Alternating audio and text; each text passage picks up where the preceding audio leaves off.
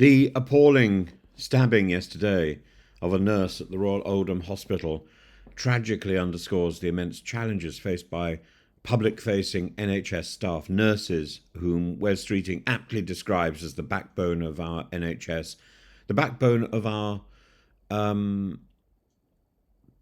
public service, are increasingly vulnerable in a system crumbling under the weight of austerity, mismanagement and understaffing. And while this incident is uniquely horrifying, it highlights a broader issue. Frontline NHS staff bear the brunt of public frustration and the failures of the administration. And the attack, in which a nurse in her 50s sustained life-changing injuries, occurred in an environment meant to be a haven of care and healing, and the swift arrest of a suspect offers little solace to the colleagues, the patients, the nurse's family. Health Secretary Wes Streeting and NHS England Chief Executive Amanda Pritchard have rightly condemned the violence and emphasised the need for safe working conditions, but their words, heartfelt as they may be, ring hollow when juxtaposed against years of underfunding and bureaucratic mismanagement by CEOs, by NHS England, by all the panoply of paper pushers, pencil pushers. The NHS's bloated administrative structure is a festering sore in its operations. Overpaid bureaucrats nestled into comfortable offices, not paying the people under their charge, often dictate policy changes and cost-cutting measures without grasping the impact on ground-level staff. For nurses, this manifests in chronic understaffing, excessive workloads, unsafe working environments, and these conditions foster a toxic mix of public impatience, staff burnout, creating a fertile ground for violence. You can't condone the violence, but I'm afraid you can understand why people are frustrated. Consider this: how many millions are spent on managerial roles while emergency departments struggle to maintain adequate security, to maintain cover?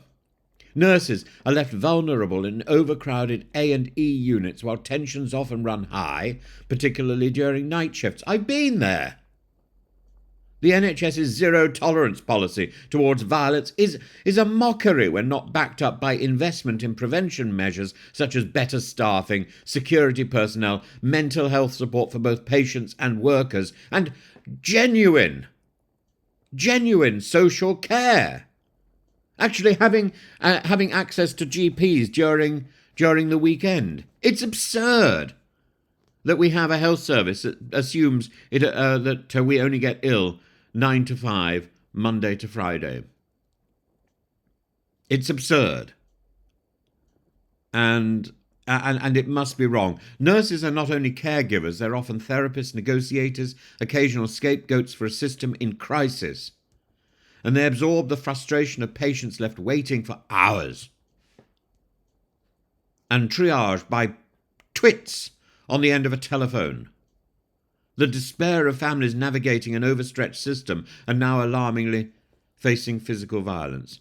The fact that such an horrific act occurred at all is emblematic of a society that has normalised the degradation of healthcare services and its staff and the elevation of bureaucracy to a point of absurdity.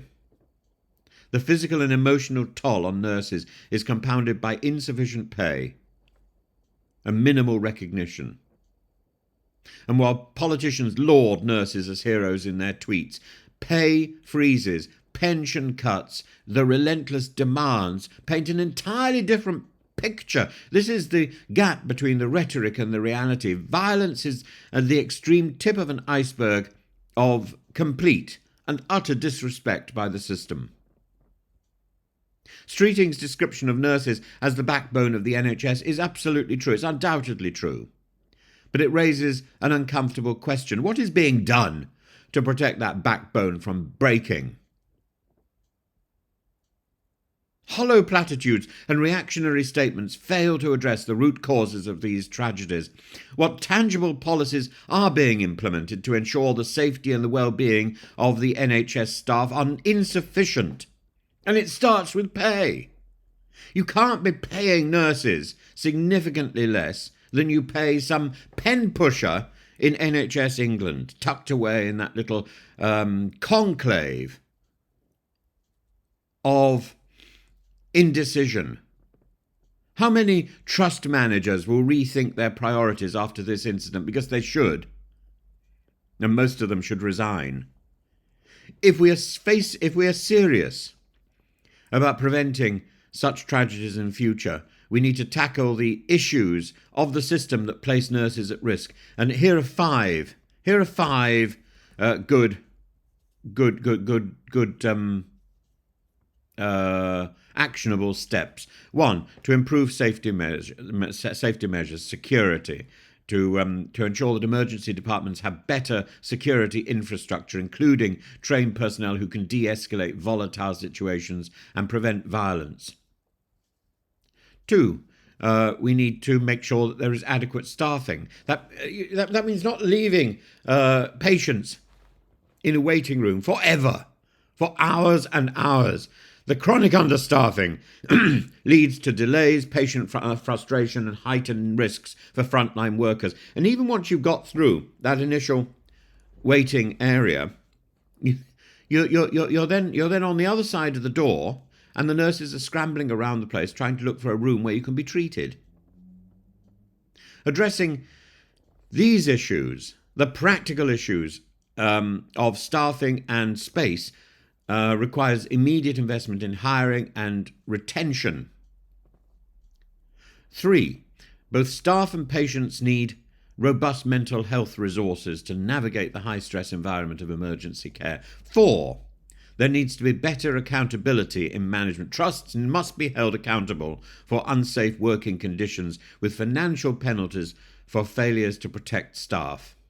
Financial penalties that are imposed immediately. And are imposed not on the organisation, but on the management, on those pen pushers. It has to be targeted. And 5, there needs to be a cultural shift. There needs to be a public campaign to emphasise respect for healthcare, for frontline healthcare workers, challenging the entitlement and the frustration that spills over into violence. But that, the 5th point, is no good without the other 4. The stabbing at Royal Oldham Hospital is a sobering reminder of the human cost of years of neglect. Nurses shouldn't have to fear for their lives while performing a job built on compassion and care. If the NHS is to remain this national treasure it's supposed to be, protecting its staff should be an unassailable priority. Anything less is a betrayal to the very people who hold the system together. This is appalling news.